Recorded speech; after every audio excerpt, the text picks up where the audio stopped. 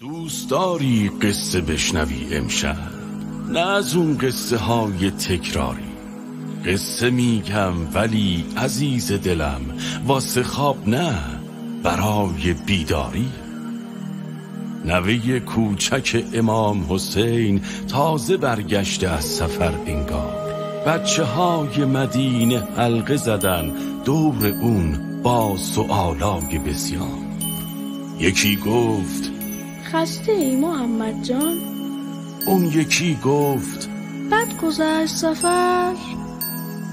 با دوتا چشم خیس قصه رو گفت اون که از ماجراها داشت خبر.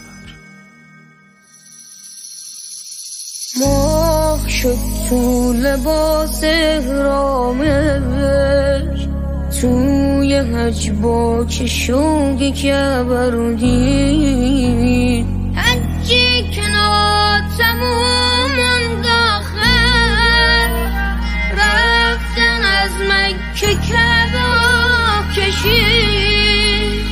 کربلا بود و ظهر روز دوم، رفت بابا بزرگ زود دلموش. خون پاک علی اصغر رو ریخت رو دست ابرها درون.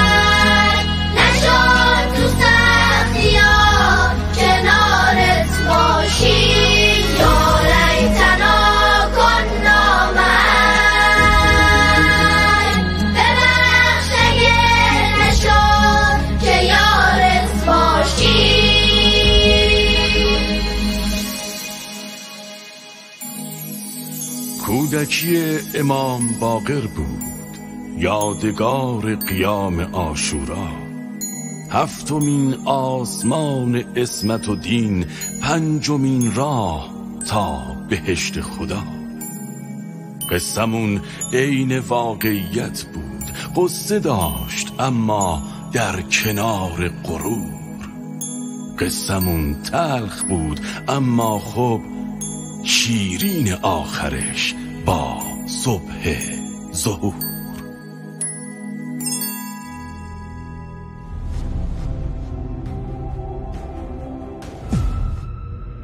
اینجا مرکز مقاومت است.